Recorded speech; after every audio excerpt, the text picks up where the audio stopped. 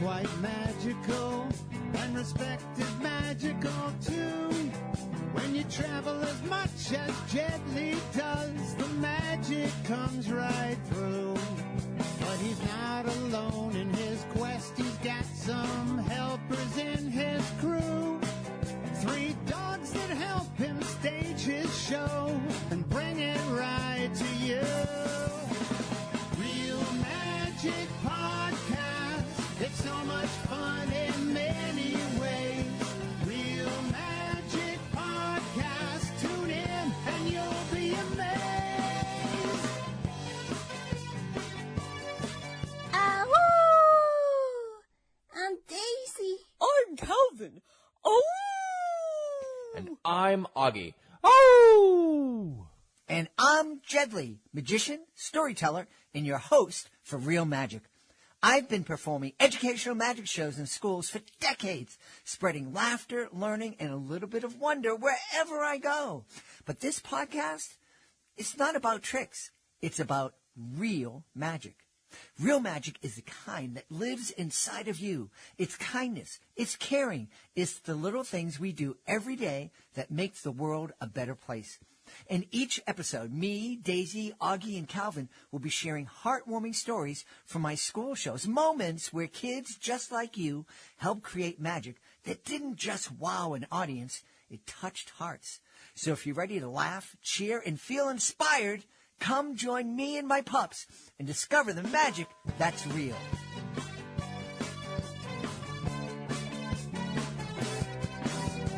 Kindness is quite magical and respected magical too. When you travel as much as Jet Li does, the magic comes right through. But he's not alone in his quest, he's got some helpers in his crew.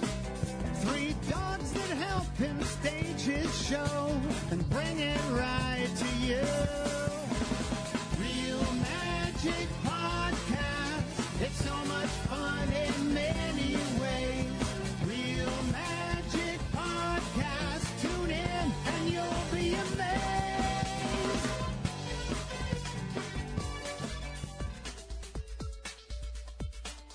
Hola, ni hao, konnichiwa, assalamu alaikum, shalom, mahaba, cha, bonjour, namaste, jumbo.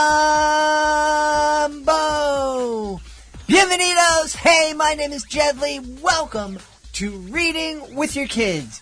We are coming to you from the beautiful and oh so sunny neighborhood of Reedville, located in the southwest corner of Boston, Massachusetts.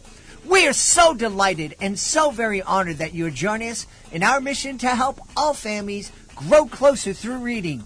We do that by sharing fun, thoughtful, and thought-provoking conversations with fascinating people who just happen to be writing books for kids of all ages. You can join us in our mission by telling all of your family and friends about the show and letting them know that they can hear us on the WREB AM/FM 24/7 radio network, and they can find us on the iHeartRadio app, on Spotify, Apple Podcasts, Good Pods, Podcast Addict, Amazon Music, CastBox, Player FM, Audible, wherever you find your favorite shows. We have a really fun show lined up for you today. First off, we hope you've enjoyed that little preview of our new podcast for kids. It's called The Real Magic Podcast, and it's debuting on May 3rd. So we hope you enjoyed meeting Daisy, Calvin, and Augie. We have 2 wonderful guests for you today. Bobbi Chegwyn will be here to celebrate her middle grade novel, Radical Ray, Australia's Little Champion for Big Change. And later in the show, Lori Hoffman Penna will be here to celebrate Cattawampus, the story of a crooked cat.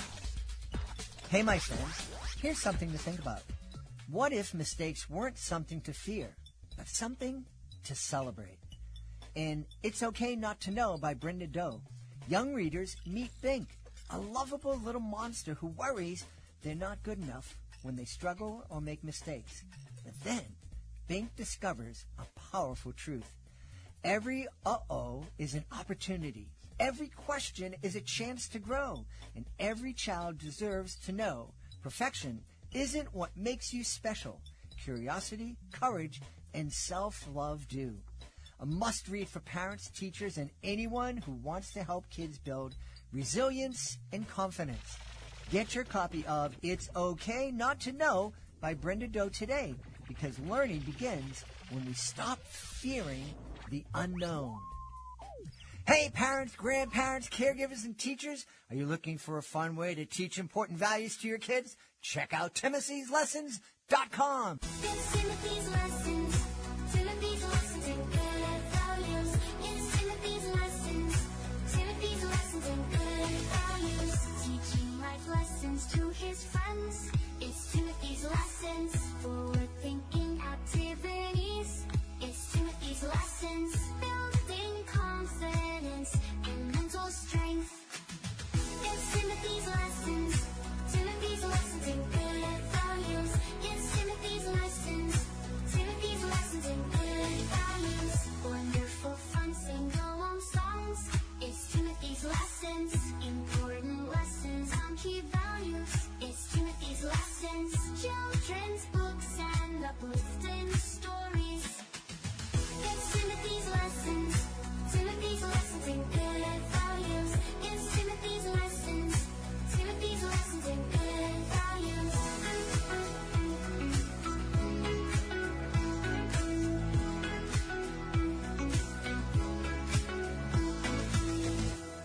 Check it out today, Timothy'sLessons.com. This episode of Reading with Your Kids is brought to you by We're Going to the Dinosaur Forest, written by Marie Nichols. Marie Nichols was recently on my Connecticut Book Festival's podcast, and what a delightful woman. One of the things she said really struck home with me. She said, parents nurture with care, siblings are taught to share, but grandparents embrace the dares. We're Going to the Dinosaur Forest is a colorful, fun-filled book where this grandmother dares to embark on a wild journey with her grandson into the dinosaur forest. It's available on Amazon. It's also available on bookshop.org. You and your kids and you and your grandkids are going to love this book. It's We're Going to the Dinosaur Forest, written by Marie Nichols. Join us right now from right outside of Cincinnati in the state of Ohio. Our guest is here today to celebrate her Radical Ray middle grade series, Australia's Little Champion for Big Change, and A Father's Return. Please welcome to the show, Bobbi Chegwyn. Hey, Bobbi, how are you? Hi, Jed. Hi, everyone. I'm really well, and I'm really excited to chat to you today. I'm excited to have you on. First, I love whatever room you are in. You have these great little affirmations. I am happy. I am focused. Is that where you create your Radical Ray books? It is. It certainly is. And I put these up a while back, and I like it because, not that you can see, but my husband has a desk for when he works at home one day a week opposite me. And he has said before, so which one are you today? And it really gets me thinking. And I love questions like that on emotions and feelings that have me really honing in on, how do I feel today? And not only that, but how would I like to feel? So they're little reminders for me. So how do you feel today, and how would you like to feel? Today, I am feeling like, I'm not really sure what the word would be for it. I guess I'm feeling mid-range or mid-journey. I'm happy with where I am on this path as a children's author, but I'm really excited to see where it's going to lead me. So I'm mid-ranging today, Jed. All right. Well, let's see. Let's jump into it. Tell me about Radical Ray. What's so radical about this dude? Ooh, well, he's a cool little kid, a little boy called Ray Roxby from Sydney, Australia. And he gets the name Radical Ray because his grandmother shares a secret with him when he enters the 3rd grade, and she tells him about radical love. And radical love is all about seeing the best in people, including yourself, even when life gets hard. So Ray introduces this idea of radical love in his ethics class in the 3rd grade. And then momentum is built on what radical love is. And then in the book series, in the first book, they create a school initiative called Rad Day, which is reach, act and discover in their local community. And it's how about it's how Ray spreads the word of radical love via his own actions, and then that has this ripple effect out into his community. And along the way, Ray is learning a lot of emotional tools that he can put in his little emotional toolkit about himself, about life, and about others. So hopefully when Ray and readers get to their teen years, they have this little toolkit that they can draw on, knowing more about life, hopefully, than they perhaps would otherwise if they didn't really investigate themselves and what radical love can bring into their lives. You know, I love this, and it reminds me a lot of the writings of one of my favorite authors, Father Greg Boyle. He is a Jesuit priest who started Homeboy Industry, which is the largest gang intervention program in the world, and it's hugely successful. And he wrote a number of books. The two books that I kind of introduced him to me were Barking to the Choir and Tattoos on the Heart. And they talk about stories that he experienced bringing these gang members, helping them get out of gang life, reintegrate into society. Not always happy stories. A lot of stories that have a happy ending, you know, people wanting to turn their lives around a little bit too late. But he talks about radical kinship, and like Ray, looking first learning how to love ourselves, but also looking at everyone in our lives and seeing that we are related and using that jumping off point. So, and we talked to him on the show about Tattoos on the Heart and Barking to the Choir as a great book to read with your teens. The language is a little tough for some folks, and the stories are hard, but it's really good lessons. And I am delighted that you've created this series that can reach kids that are a little bit younger. Absolutely. And my background, actually, this is a bit of a side story. We moved over to the United States from Sydney in Australia 7 years ago. Wait a minute. You're not from the United States? If I do, I have a pretty weird accent, don't I? I would have thought of that. I'm sorry. Fancy that. So we moved over here, and I'd worked in human behavior for 20 years, and my niche was helping women in transition. And I loved that because I had been a woman in transition post-divorce and big life changes.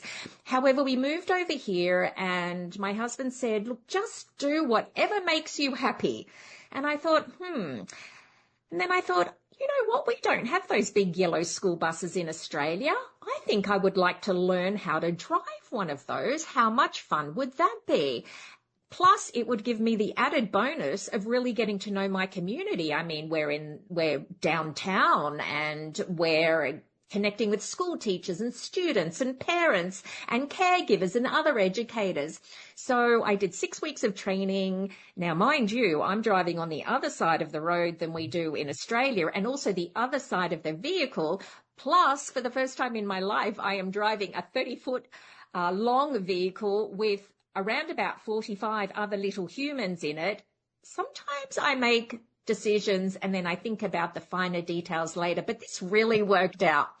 And what I found was third and fourth graders, because I drove an elementary school bus, they are like little sponges, and they love the idea of doing life better. So this school bus became like a little rolling classroom in emotional intelligence and human behavior. In fact, when I started it, I said to my supervisor, what can I do with this bus? And she pretty much said, anything you want to that's within limits and legal, etc. So from day dot, we decided to call ourselves the Kind Bus. I think children really understand that value of kindness. And I could put all these little themes under that, like respecting the bus driver is kind, respecting the bus rules is kind, respecting each other, speaking kindly, all that sort of thing was under the umbrella of the Kind bus, and we would do little initiatives. We'd do donation drives for the less fortunate in our town. We'd have a Kind Rider of the Week award. It was really just a wonderful, wonderful experience. And afterwards, I thought, that was really one of the best things I have ever done. My heart was full. I was vibrating high most days when I was on that bus, connecting with those little ones. And I was kind of in my element, connecting with them. Maybe that's going back to my own 9-year-old self. I'm not sure. But I absolutely loved it. And when I was writing the Radical Ray series, it's really a letter to those kids. They've inspired me, and it's, I guess, going a step further than what we were all able to teach each other during that time on the school bus. Wow. I have to tell you, I love that. My experiences with school, my wife was a teacher for 34 years. All of her kids took a yellow school bus to come in, and I've never heard anything like that. You know, the only thing I've heard about school buses is, oh, my student got expelled out of the school bus for not sitting down. It was all just chaos, and it sounds, and it makes a lot of sense too. It's when you put that expectation out there of we are the kind bus, we make that statement. I think kids are going to want to live up to that. I think when we put high expectations on kids, they live up to them because they want to live up to them. You're so right. There was one example of a boy who I guess was known as the troublemaker, and he actually lives in my neighborhood, and he would get out of his seat and he'd be very energetic. And I thought, you know what? This boy needs a job. This boy needs something to feel special. So we used to go over railroad tracks each day. And as you know, the bus has to stop and open its doors and put on its hazard lights. And I have to look and make sure a train is not coming. And he would, before I made him or this role or gave him this role, he would start chanting this little tune before we got to the railroad tracks. If I can remember correctly, it's something like lights on, lips up, we're about to approach the railroad tracks, or something like that. It was a little ditty. And I said to him, you know what? You are going to be railroad safety monitor.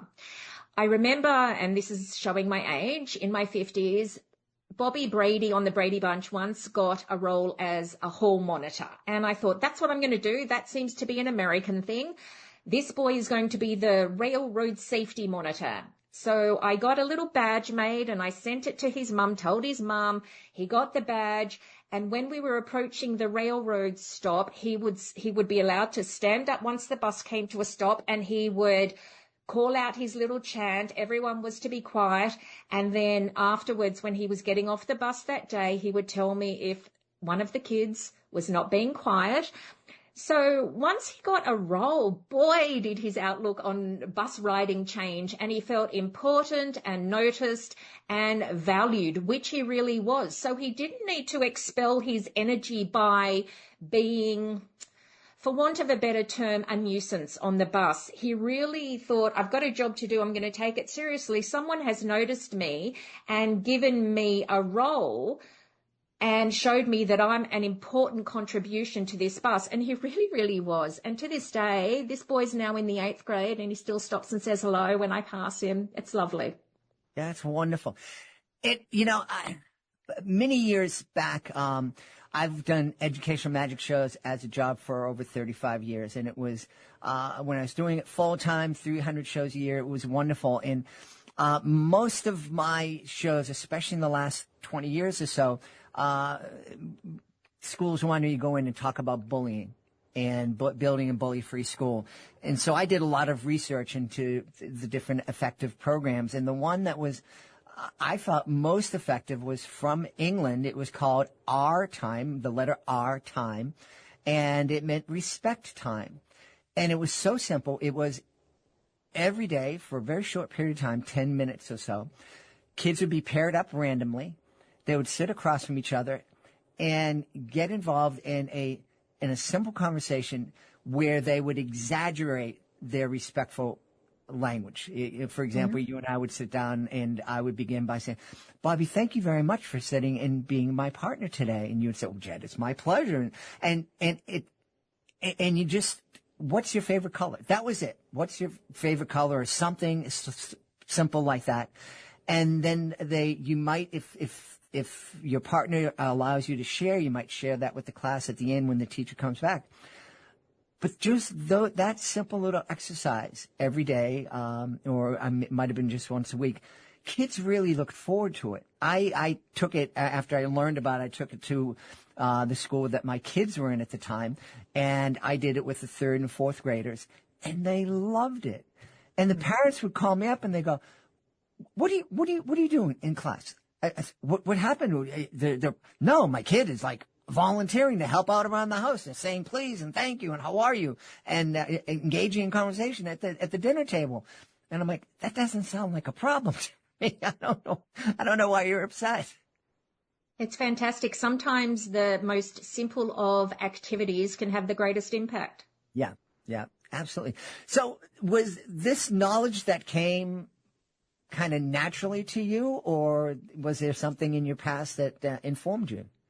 So I started studying in 2007 as a life coach. I did a year-long course with the Coaching Institute in Melbourne and then did further study with them. And that's when I started life coaching. So it has been something that has been with me for nearly 20 years now. But I think prior to that, I was always really inquisitive about human behavior anyway. It's always been a passion. I love being asked questions that put me on the spot and make me think deeply and honestly about myself and the way I show up. Sometimes that can be great. Other times it can be really unhelpful to me and other people. I love just learning and growing, as corny as that might sound. I think with the Radical Ray series, after being on the bus, I really had a good look at all the tools that I have coached other women with and wrote them all down and then decided, well, how can I make this age appropriate and simplify it for young people to understand? And most of the content in the book, or a lot of the content in the book, is really based on my own life experiences with different struggles I had as a child and even into adulthood. However, hopefully relayed in a way that's I guess allows children to understand. I just have a real passion for helping kids. Again, it sounds corny. What gets me teary is there are 2 words that come up every day for me that I just want every single kid on this planet to understand. And those 2 words are you matter. That's all they have to know. You matter. How you are, what you do, your life experiences, the good, the bad, the ugly, everything about you is important and valued. And you're never going to be too much. Thinking that you are ever less than is the problem. So I just really want to spread that word to kids that they do matter and give them the tools, the tips and the knowledge in an age-appropriate way in that elementary stage to be able to grow and at times when they need to draw on the stories that were told through Ray's eyes so they can remember, oh, okay, Ray did this. Maybe I could try this now. Yeah. And I think this is incredibly important right now. That idea of you matter, just the way you are. You're never, please never think of yourself as less than, because hopefully 3rd and 4th graders, aren't involved in social media at the time, but there's a good chance that they are. I did some, very unscientific surveys when I'd be in front of 600 kids and I'd just say, hey, how many kids have a phone? And everybody's hand would go up. And how many kids have visited Facebook or Instagram? And at least 60% of the kids' hands would go up, and which would shock the teachers, at least at that point. But kids on social media, they're going to be exposed to lots and lots of you're not good enough messages. Mm-hmm. And so I think it's incredibly important especially at this time, for parents to be proactive and sit down and really drive home and hopefully instill these messages of radical love, radical self-love, their kids.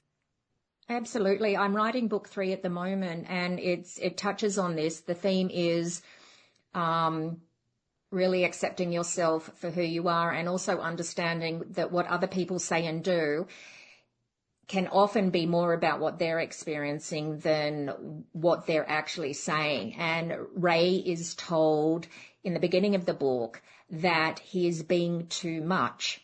So in a moment in the classroom, and that has a lot of self-doubt then arise for Ray, and questioning who he is, because he's always been this quite confident, fun, goofy kid at like 8 and then getting into 9.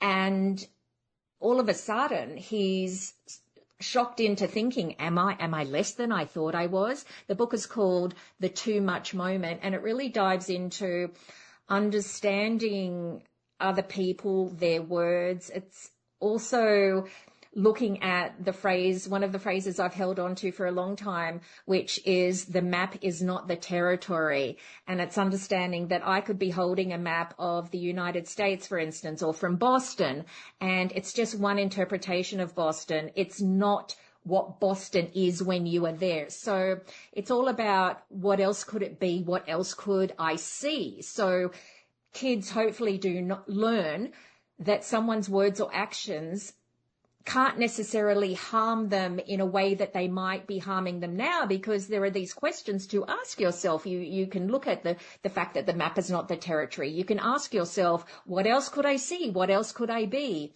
Ray learns in the 3rd book that it was actually his teacher going through something quite traumatic with his elderly mother that morning. So it all ties back into these, we are at times our own worst enemies.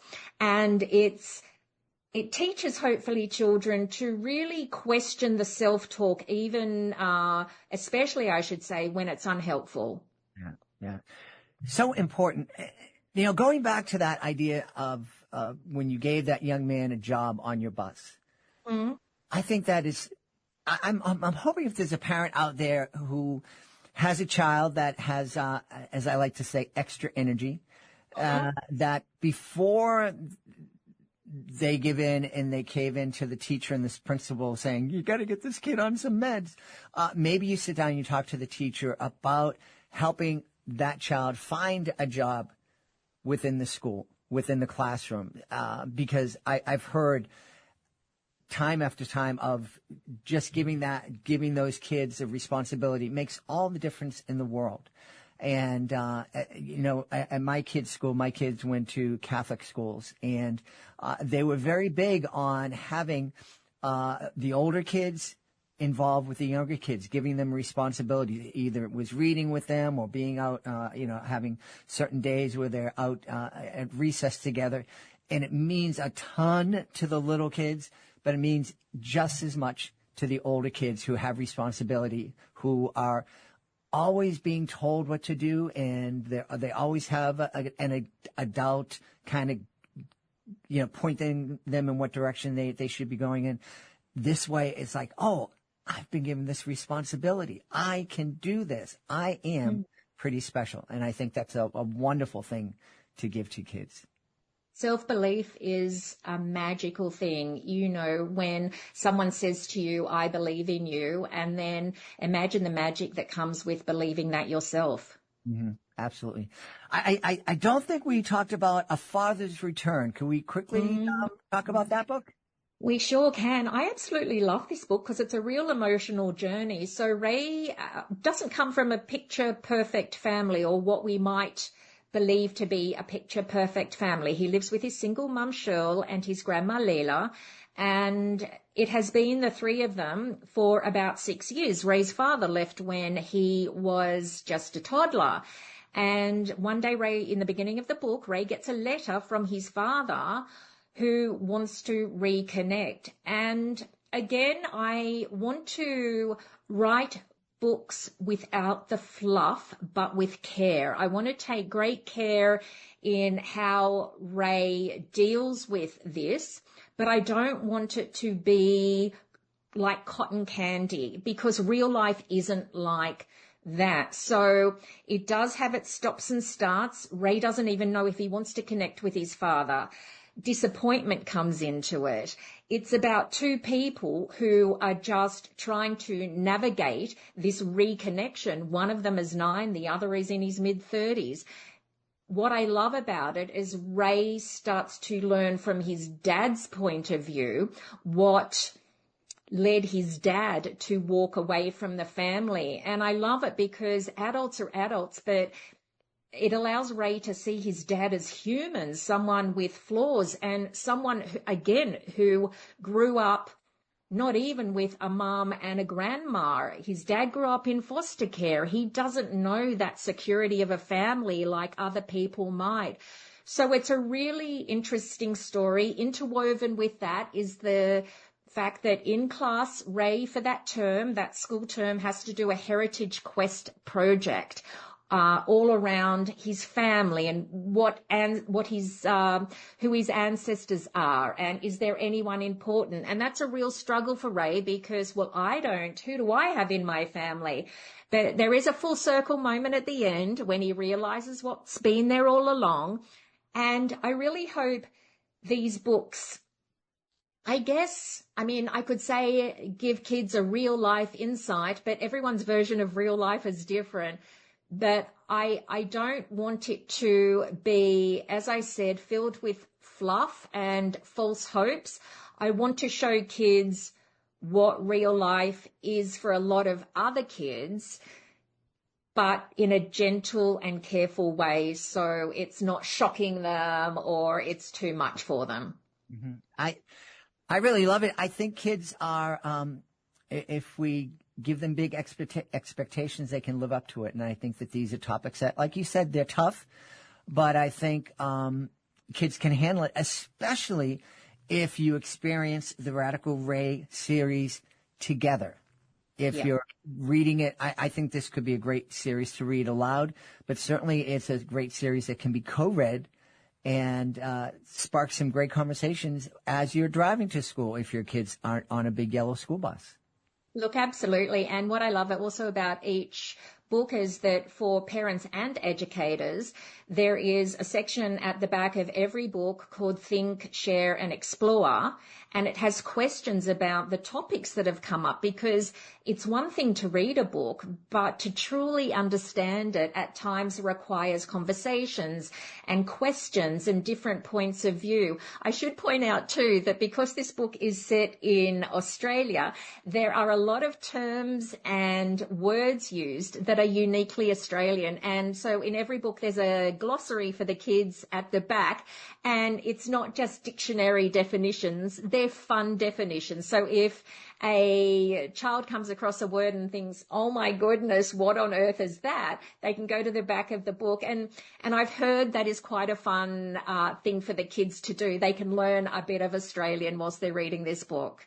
That's wonderful.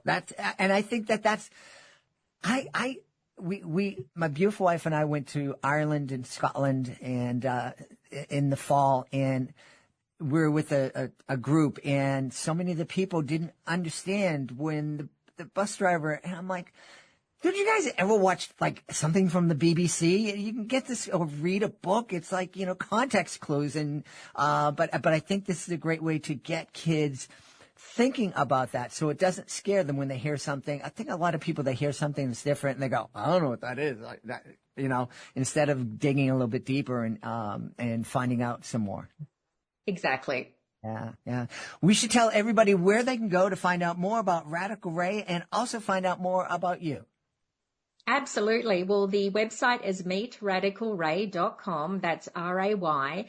And that has lots of information, resources for parents, where to get the books, and a way to contact me, which I'd absolutely love. I would love to hear from parents and educators about their thoughts on the book, and is it helping? How can the books be better? What would they like to see Ray's next adventure be?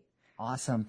We've had a great time speaking to the author of the Radical Ray series. It's a great middle grade series from our guest, Bobbi Chegwyn.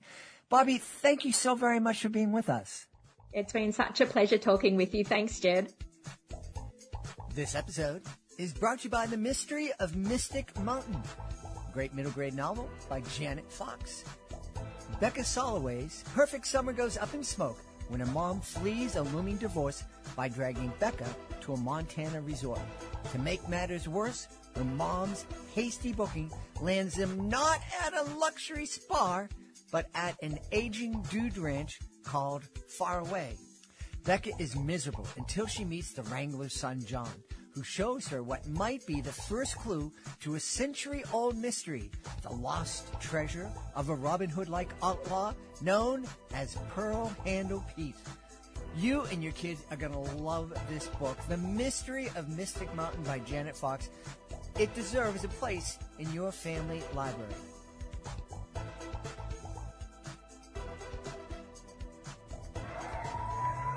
Hey families, would you like to share a miracle with your kids? At the Wolf Conservation Center, hope was fading. The endangered Mexican wolves dreamed of a pup, but none had come. Until one tiny miracle changed everything. Meet Trumpet, a real-life wolf pup whose incredible birth brought joy, hope, and a lesson in conservation. Trumpet the Miracle Wolf, written by Leocadia George, is a heartwarming true story that will inspire your whole family.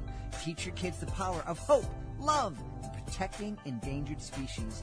Get your copy today and join the wild adventure.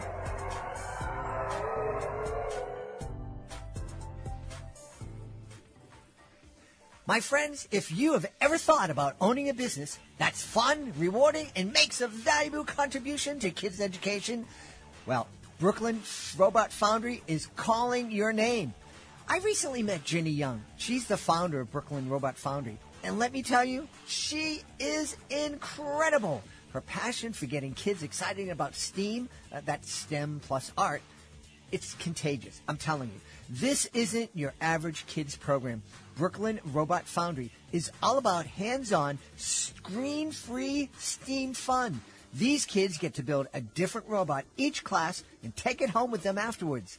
Kids love it. Parents are raving about it. And now you can own a franchise and bring this incredible experience to families in your community. Now, this isn't your typical franchise. Brooklyn Robot Foundry is a mobile, flexible business with a deep curriculum that's making a real impact in schools and communities around the country. Franchise owners get a proven curriculum, full training, and support from a passionate team.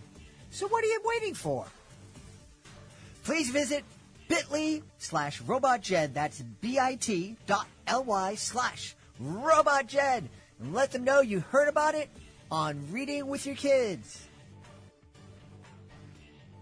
Join us right now from right outside of Philadelphia in the state of Pennsylvania. Our guest is here today to celebrate her new picture book. It's called Cattawampus, The Story of a Crooked Cat. Please welcome to the show, Lori Hoffman Penna. Hey, Lori, how are you? Good. Thank you so much for having me. Glad to have you on, and glad I'm looking out through your window. It looks like the sun is shining, and maybe spring is on the way here in the Northeast. I hope so. We're ready for it. Yeah, I am too. So, Cattawampus, The Story of a Crooked Cat. Is this a politician cat who got caught with their paws in the cookie jar? No, he's really crooked. He has some crooked front feet, which make him a little different than the other cats. Certainly would make him a little bit different. Tell me about the story. Is this based on a real life cat? It's not based on a real life cat, although once I had the idea for Cattawampus, it really started with the idea of the word. I heard the word Cattawampus, and being a cat lover, I just kind of thought, what would a cat named Cattawampus look like? And I started to think about, and being an artist too, I got all these different images of what a Cattawampus cat would be like. And so that's how it kind of got started. And then once I started to do some research, I realized, hey, there are cats and other animals with conditions like this. And I looked up online and saw some videos. And so that kind of then really started to feed into kind of how Cattawampus looked and his character. And so that was a learning process for me. But I think it really added to the story once I started to develop it. Yeah. It's always interesting to me how books are born. And a lot of times, especially when I'm speaking to an author illustrator, I'll ask if what came first, the story or the images. And it sounds like in your case, it was the title and one word that set everything in motion. Exactly. Yeah. That's really what it got it all started. I was at work one day and it just, it came into my head, and really the first couple lines just kind of came like right away, and I just had to write them down. And I've always liked poetry and writing poems, and this book is in rhyme. So, it just kind of came out like it just within a day. But then, once it was there, it was sort of the rough version. And, I didn't get to go back to it for a long time. It was actually took me like 10 years or so to really have the time to flesh it out and to make it, work as a story. But it was always there, just kind of in the ether. Now, as you were creating it over that long period of time, what was it? Were you working on the story to then go and do the art, or was the art and the story kind of happening and growing together?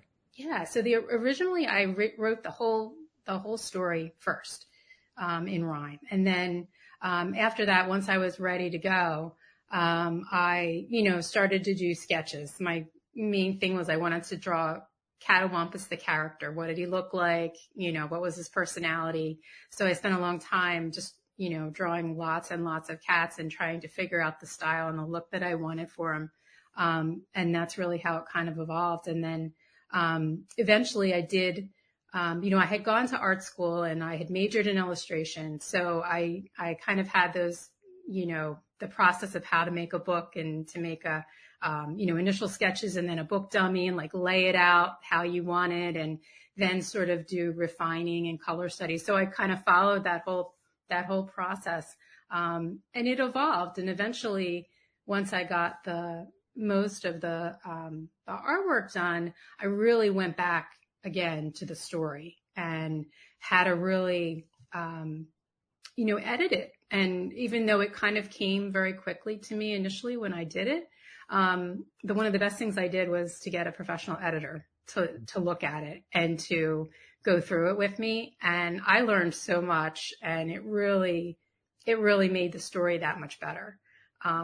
And some of the art kind of then followed, but from some of the things that I maybe made some tweaks at and things like that, and changed some images a little bit. Great. So tell us a little bit more about Cattawampus and the story. Yeah. So Cattawampus, when we first meet him, he's in an alleyway. He's a homeless cat, and he's doing okay, but he's lonely. He really wishes that, he had a family and a bed to sleep in at night. And then the action gets started where he gets picked up by animal control and taken to a shelter. And once he's there, sure enough, with his disability, he finds himself the object of, some not so nice behavior by the other cats. So they sort of judge him and make fun of him. And, and he feels very small and very lonely, and doesn't really know what he's going to do next. But he's resourceful. I think that's one of the things about him. He thinks about it, and he comes up with an idea that, hey, if I can, maybe make myself like a little bow tie that I can wear, and I will, look so handsome that people won't really notice. And when they come to check out the cats, maybe someone will adopt me, even though I have these crooked paws.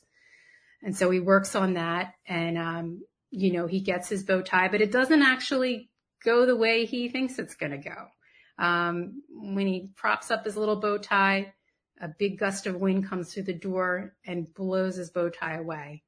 And he freaks out, and he's, sort of really kind of howling and shrieking. And of course, everyone kind of fears that, something's wrong with him, and they turn away from him. And so he's pretty much at his lowest point after that.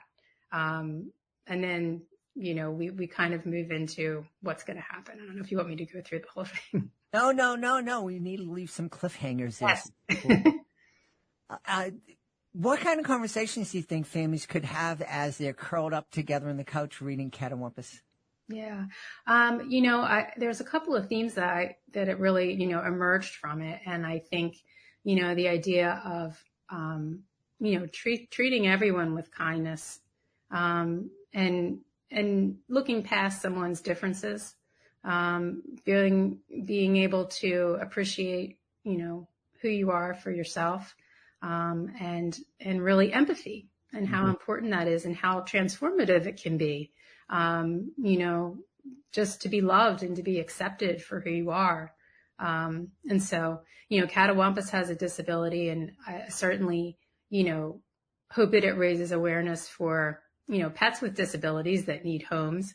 But I think it also works as, something that maybe a child with a disability can kind of put himself in Cattawampus's place and, kind of feel, that they can relate. And children that maybe don't have disabilities, but maybe know people that do, or interact when they meet someone that is differently abled, to think about, how they can treat everyone with kindness and compassion.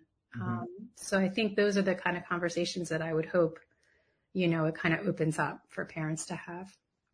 They're certainly important conversations to have. And one of the things I was talking about with a guest last night was as parents, we need to do more than just talk.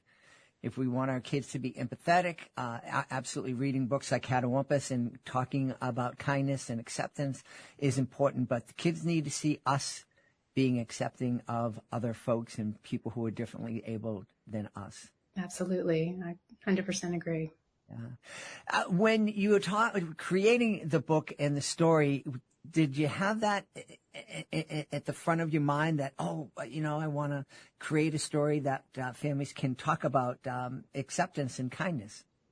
It wasn't really, I think subconsciously it was there, but I didn't really fully realize it until I got it down on paper. And then it sort of struck me that, this is a book that I think can work on different levels. And I've had others tell me that, this feels like it's not just a book for children, that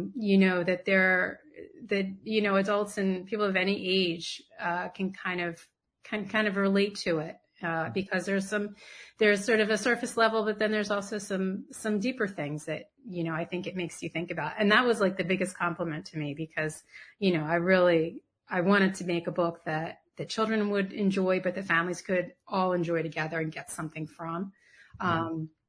So yeah, I definitely think, there's a lot of different ways that you can read it and sort of look into it a little bit deeper. Yeah. Did you always aspire to be a children's author? I did. I mean, my first love was illustration. I've always, the children's books that I read as a kid, Little House on the Prairie, and, all of those books, the illustrations in those books really made me, from a young age, want to be an illustrator. And I remember going to the bookstore as a kid and like looking at books and saying, that's what I want to do. That's what my goal is. So I knew I wanted to illustrate books, and I also thought, I would love to write my own book. And so yeah, it was always there. So it's really been, a long journey. It took me a little while. I'm a little bit, I've had a family and, a career and these kind of things that I've worked through. And now I really have this time to be, to be an author and an illustrator and really focus on that. Yeah. Yeah. What is it about the illustrations that really kind of captured you from such a young age? You mean just the other ones that I had seen? Yep. Yeah. Well, I think I'm drawn to more realistic type of illustrations, and I think some of the vintage illustrations, the old illustrations, old fairy tales and things like that, the golden age illustrators, which is kind of early 20th century. I love all those like pen and ink and watercolor illustrations and things like that. It really, I love the more modern look as well. But that was what initially just got me really interested in a way to tell a story visually, and just kind of captured my imagination. Yeah. Did you have a favorite artist? Well, I guess Garth Williams, was the illustrator of Little House books.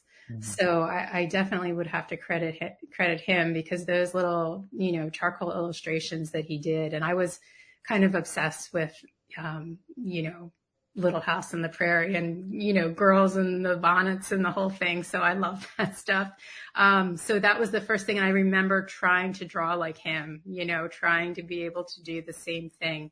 So that stands out. But of course, also Beatrix Potter, all those little watercolor, and all the animal illustrations, of course, that sort of charming and, sort of English kind of feeling settings and things like that. That really inspired me as well. Awesome. Well, do you have a work in progress you can tell us a little bit about? Right now, I am focused on getting the word out about Cattawampus. I have some ideas, for sort of next things, but I haven't really finalized it yet. Maybe something related to ocean animals. That's kind of like the next sort of thing. And, trying to think about how can I bring in these positive messages and maybe in a different kind of setting. I've always loved, the water and water elements. And I think it would be, really fun to work on a book that kind of took place in that setting. Awesome. Maybe we can tell people where they can go to find out more about Cattawampus and find out more about you, and ask them to maybe send in some really funny words that might inspire you for the That's a great idea. I would love that. Cause you can be inspired by so many things. You can find out more on my website, which is lorihoffmanpenna.com. Mm-hmm. And I also have, my Facebook is Lori Hoffman Penna Art. And I also have Instagram, which is lori.hoffman.penna. I think I saw on your website that you do some commissioned work for portraits and things. Yes, I also do children's storybook portraits of kids that are sort of inspired as if they came out of a children's book, a little bit whimsical, and also pet portraits, and mostly cats. And I've done a couple of those for rescues that maybe have a cat that needs adoption or that, needs a little more attention. And I'll do, a portrait of them that they can share and hopefully, promote a little bit. So I like doing that as well. That's great. That's great. Well, we've had a great time speaking to the author and illustrator of Cattawampus. The Story of a Crooked Cat is the new picture book from our guest, Lori Hoffman Penna. Hey, Lori, thanks so much for being with us. Thank you so much, Dad. It was great. We hope you've enjoyed this episode of Reading with Your Kids and will join us for the next exciting episode of the show. In the meantime, please do connect with us on social media, facebook.com/readingwithyourkids, @readingwithyourkids on Instagram, and @JedleyMagic on X. We have a great YouTube channel, youtube.com/readingwithyourkids. And we'd love for you to visit our website, readingwithyourkids.com. We want to thank the folks who made today's show so wonderful, starting with our guest, Bobbi Chegwyn. Please be sure to check out Radical Ray, Australia's little champion for big change. Also want to thank Lori Hoffman Penna. Please be sure to check out Cattawampus, The Story of a Crooked Cat. I want to thank my team, Fatima Khan, Chris Doherty, Rory Grady, Stella Charay, Megan Boucher.